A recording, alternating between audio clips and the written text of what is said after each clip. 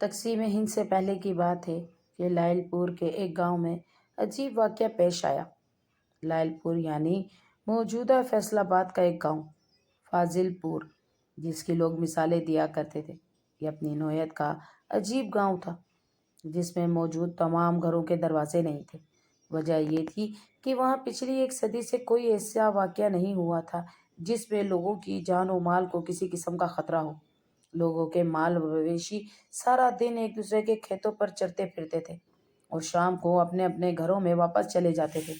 اگر کسی گھر میں شادی ہوتی تو گویا پورا گاؤں سجایا جاتا تھا۔ ایک دوسرے کی غمی میں بھی سب شریک ہوتے تھے۔ اسی گاؤں میں ایک زمیندار جس کا نام نواب چاند تھا، یہ کاشتکار ہونے کے ساتھ ساتھ ایک انگریز کمشنر کا منشی بھی تھا۔ فاضل پور گاؤں کے مسائل حل کرنے میں پیش رہتا اور تمام گاؤں والے نواب چاند کی بہت عزت کرتے تھے۔ ایک دفعہ منشی کی بیٹی رانی کپاس کے کھیت میں کپاس چن رہی تھی کہ ایک عجیب واقعہ پیش آیا۔ کسی نامعلوم آدمی نے اچانک پیچھے سے رانی پر ایک نشہ آور کپڑا پھینکا۔ اس سے پہلے کہ رانی مڑ کر اس شخص کو دیکھ پاتی، وہ بے ہوش ہو کر کھیت میں ہی گر پڑی۔ اس ملعون شخص نے رانی کو داغدار کیا، جبکہ وہ کھیت کے درمیانے حصے میں موجود تھی اور وہاں کسی کی آمد و رفت کا کوئی امکان بھی موجود نہیں تھا۔ کافی دیر بعد رانی کو ہوش آیا تو وہ نیم برہنہ حالت میں تھی۔ اس کے آدھے کپڑے پھٹ چکے تھے اور اسے اس بات کی بھنک لگ گئی تھی کہ اسے زیادتی کا نشانہ بنایا گیا تھا۔ رانی کا جسم سر سے لے کر پاؤں تک پسینے سے شرابور تھا اور وہ ڈر کے مارے کانپ رہی تھی کہ اب کیا کرے۔ اس کے دل میں خیال آیا کہ اپنی نس کاٹ کر اپنی زندگی ختم کر لیں، مگر اب پھر اسے اپنے باپ یعنی منشی کا خیال آیا۔ وہ جانتی تھی کہ اس کا باپ اسی کے سہارے ہی زندہ ہے اور وہ اپنے باپ کی اکلوتی اولاد تھی۔ ماں کی وفات کے بعد باپ بیٹی ہی ایک دوسرے کا سہارا تھے۔ اچانک رانی کی نظر زمین پر پڑے چند سونے کے سکوں پر پڑی اور سکوں کے ساتھ ہی کپاس کے پتے پر ایک تحریر بھی لکھی تھی۔ رانی نے تحریر پڑھی تو اس پر لکھا تھا: مسلسل 1 گھنٹے تک مجھے لطف اندوز کرنے کا بہت شکریہ۔ یہ میری زندگی کا یادگار گھنٹہ تھا جس کو میں مفت میں کیش کرنا نہیں چاہتا تھا، اس لیے ان لمحوں کی قیمت بھی ادا کی ہے۔ یہ سونے کے سکے تمہاری قیمت ہیں۔ رانی کو کچھ سمجھ نہیں آ رہا تھا کہ وہ کیا کرے۔ وہ پتا اور سکے اٹھائے، کپاس کے پتوں سے اپنا آدھا جسم چھپایا اور گھر کی بجائے قاضی کی عدالت میں جہاں پہنچی۔ وہ اپنے باپ کا سامنا نہیں کر سکتی تھی۔ اسے معلوم تھا کہ اگر اس کا باپ رانی کو اس حالت میں دیکھے گا تو شاید اس کی سانسیں ادھر ہی رک جائیں۔ عدالت میں پہنچی تو قاضی نے کہا: قاضی صاحب، اس گاؤں کی بیٹی پر بہت ظلم ہوا ہے۔ اگر یہ دن غریب ہونے سے پہلے میرے مجرم کو نہ پکڑا گیا تو ایک اور ظلم ہوگا۔ قاضی نے جب رانی کو اس حالت میں دیکھا تو غصے سے کانپنے لگا۔ رانی نے اس کے سامنے پتے پر لکھی تحریر اور سونے کے سکے رکھ دیے۔ قاضی نے حکم دیا کہ اس گاؤں کے تمام مردوں کو عدالت کے احاطے میں جمع کیا جائے۔ کچھ ہی دیر میں تمام مرد عدالت میں جمع ہوئے اور ایک ماہر شناسی کو بھی بلایا گیا جو لکھائی کی شناخت کر سکتا۔ شناسی نے ایک ایک کر کے سب کی لکھائی چیک کی، مگر کسی کی بھی ہینڈ رائٹنگ میچ نہ ہو پائی۔ رانی کا باپ منشی بھی عدالت میں پہنچ گیا اور بلند آواز میں چیخ چیخ کر کہنے لگا کہ گاؤں والو، آج تم سب کے لیے مر جانے کا موقع ہے۔ میں نے تم لوگوں کے حقوق کے لیے جنگ لڑی، اس گاؤں کی فلاح کے لیے دن رات محنت کی، مگر افسوس کہ تم نے میری بیٹی کو ہی داغدار کر ڈالا۔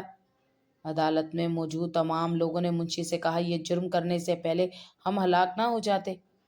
ہم نے ایسا کچھ نہیں کیا۔ رانی کو اپنی سگی بہنوں سے بڑھ کر سمجھتے تھے۔ عدالت میں موجود ایک بوڑھے شخص نے کہا: قاضی صاحب، رانی کے ساتھ زیادتی کرنے والا شخص بڑا چالاک تھا۔ ایسے محسوس ہوتا ہے جیسے اس کے دل میں انتقام کی آگ جل رہی تھی، ورنہ نہ تو وہ پتے پر تحریر لکھتا اور نہ ہی سونے کے سکے رکھ کر جاتا۔ قاضی نے منشی سے پوچھا کہ تمہارا کسی سے کوئی جھگڑا تو نہیں؟ جس پر منشی نے کہا: ایسی کوئی بات نہیں، ہمارا کسی سے کوئی جھگڑا نہیں، نہ ہی میں نے زندگی میں کسی سے بحث کی اور نہ دل دکھایا۔ سونے کے سکوں کو دیکھ کر قاضی کے دماغ میں ایک ترکیب آئی۔ کافی دیر سوچنے کے بعد قاضی نے سپاہیوں سے کہا: پانی کا ایک بڑا سا برتن لایا جائے، اس پانی کو آگ پر گرم کیا جائے۔ میں دیکھتا ہوں جب مجرم کو کھولتے ہوئے پانی میں ڈالا جائے گا تو وہ اپنا جرم کا اقرار کیسے نہیں کرے گا۔ عدالت میں موجود سب لوگ خوف سے کانپنے لگے اور قاضی سے التجا کرنے لگے کہ خدا کی قسم ہم بے گناہ ہیں، हमारे साथ ऐसा जुल्म मत कीजिए। एक बड़े से कढ़ाई में पानी के गैलन डाले गए और उसे आग पर गर्म किया गया। काजी ने हुक्म दिया कि अदालत में मौजूद तमाम मर्द एक कतार में खड़े हो जाएं। ये बात सुनते ही गांव के मर्द हजरात की चीखें निकल गई। इन्हें अपनी मौत अपनी आंखों के सामने नजर आने लगी। एक बूढ़े देहाती ने काजी से कहा, काजी साहब, मुझे आप खोलते हुए पानी के कड़े में न डालें, बल्कि सीधा आग में ही डालें। जब आपने हम सबको बेगुनाह मारने का इरादा कर ही लिया है तो फिर ऐसी सजा दें जो सबसे ज्यादा तकलीफ दे हो। काजी ने कतार में खड़े मर्दों को गिनना शुरू किया और सिपाही से कहा कि वो सोने के सिक्के ले आओ। सिपाही सोने के सिक्के काजी के सामने लाया तो काजी ने इन्हें खोलते हुए पानी में डाला। अदालत में मौजूद तमाम लोग काजी पर हैरान हुए कि ये क्या करने जा रहे हैं, मगर अब इन्हें इस बात का यकीन हो चुका था कि कम से कम हमें तो इस पानी में नहीं डाला जाएगा। काजी ने कढ़ाई में पानी की पर वाली तह पर गौर किया और फौरन सिपाहियों को हुक्म दिया कि इस गांव के जितने भी कसाब हैं इन्हें अदालत में पेश किया जाए। सिपाही जानते थे कि इस गांव में सिर्फ दो ही कसाब गोश्त फरोख्त करते हैं, जो कि इसी कतार में मौजूद थे जो अदालत के अहाते में काजी के कहने पर बनाई गई थी। काजी ने दोनों को आगे आने का हुक्म दिया। एक का नाम बशीर जबकि दूसरे का नाम मौलवी अख्तर था।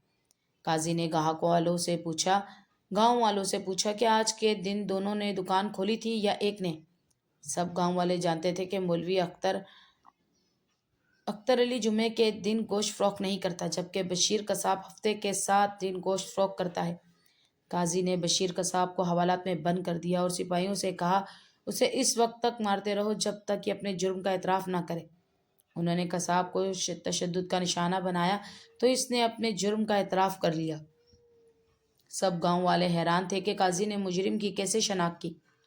काजी ने कहा, जब मैंने इन सिक्कों को खोलते हुए पानी में डाला तो पानी पर गोश्त की चिकनाई की तह बन गई। बस मैं समझ गया कि ये काम कोई ऐसा शख्स कर सकता है जो या तो कोई ताज़ा जानवर ज़िबा किया हो या फिर फट्टे पर गोश्त फरोख्त करता हो। तहकीक करने पर पता चला कि गांव में आज कोई जानवर ज़िबा नहीं किया गया, तो सारा शक इन दो कसाब पर ही हुआ।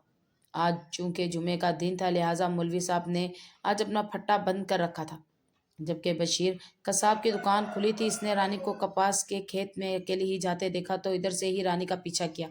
इन्हें गोश वाले हाथों से सिक्के जेब में डाले और फिर जेब से बाहर भी निकाले। जिस वक्त रानी कपास के खेत में गई थी इस वक्त इसकी दुकान भी बंद देखी गई, तो इसी पर ही शक किया गया था और अब तो इसने अपने जुर्म का इतराफ़ भी कर लिया। कसाब के इस जुर्म की इबरतनाक सज़ा दी गई। उसे सिपाहियों ने पकड़कर उसे खोलते हुए पानी में डाल दिया गया। सब देहातियों ने अपनी आंखों से उसे तड़पते देखा और इसके बाद फाजिलपुरा गांव में ऐसा वाक़या दोबारा पेश ना आ सका। मुंशी अपनी बेटी रानी के रिश्ते के बारे में बहुत परेशान हुआ, क्योंकि इस वाक़ये के बाद रानी की मंगनी टूट गई। रानी का मंगेतर एक तंग दिल शख्स था जो हकीकत जानने के बावजूद रानी को अपनाने के लिए तैयार नहीं था।